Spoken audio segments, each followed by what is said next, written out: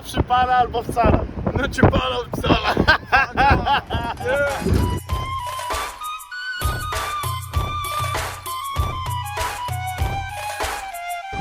Jalla, jalla!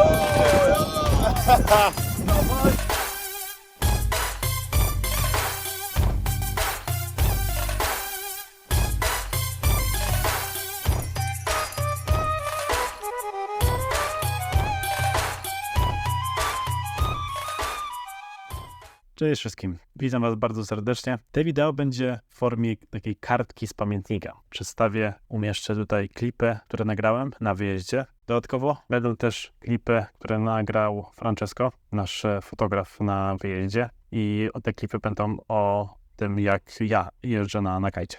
Dobra, ale zacznijmy od przedstawienia tematu. Kitesurfing to sport, do którego będziemy potrzebować latawiec, deskę oraz trapez wokół bioder, do którego zaczepimy latawiec. Przydałby się również wiatr i woda. Kite safari natomiast to wyjazd, który, tak jak w przypadku zwykłego safari, ma dostarczyć mocnych wrażeń. Tematem przewodnim jednak jest pływanie na kitesurfingu. Kite safari cechuje się tym, że lokujemy się na jacht, wypływamy na wodę. Gdy zwrócimy kotwicę, można pływać wokół jachtu na środku morza, jednak częściej odbywa się to, gdy dopłyniemy do wysepki czy laguny. Posiłki były przygotowane na jachcie bezpośrednio przez szefa kuchni i załogę. Jedzenie było cudowne, codziennie inne i codziennie przepyszne. Aż wszyscy uczestnicy byli w szoku, jak dobrze to smakuje. Normalnie jak w restauracji i to kilka razy dziennie. Na obiad były świeżo złowione ryby i owoce morza, były mięsa, sporo warzyw, oraz lokalne przysmaki, to też było dużym plusem. Każdego dnia byłem zaskoczony, jak różnorodne są to smaki. W zależności od organizatora, kite safari mają różny klimat i aktywności dodatkowe.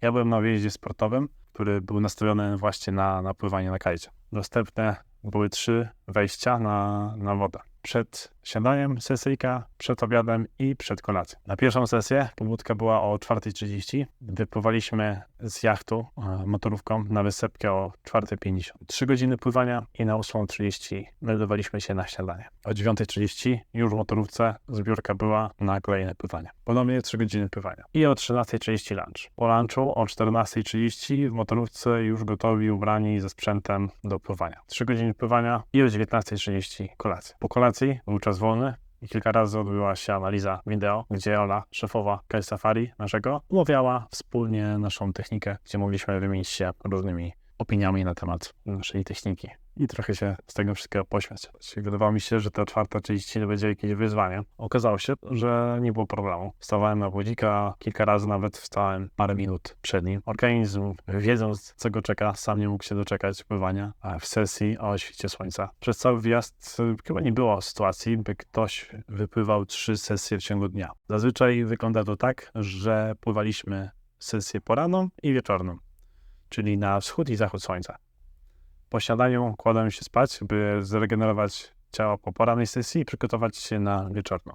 Mając 7 dni pływania, czyli maksymalnie 21 sesji, czyli maksymalnie 63 godziny na wodzie, tydzień trzeba rozsądnie podejść do rozłożenia sił. Przeciążyć się w pierwsze 2 dni to nie sztuka, by nie pływać w ogóle następne.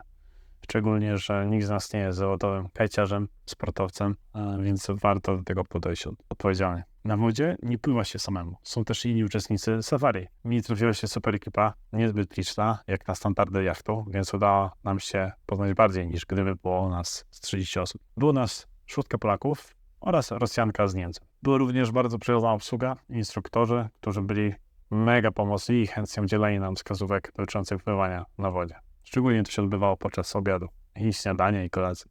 Słuchajcie, jakbyście mieli jakieś pytania, to śmiało piszcie w komentarzach. Postaram się pomóc albo przekierować wasze pytanie do kogoś, kto będzie bardziej w temacie. Tutaj nasuwa się pytanie, w sumie dlaczego warto lecieć na kite safari?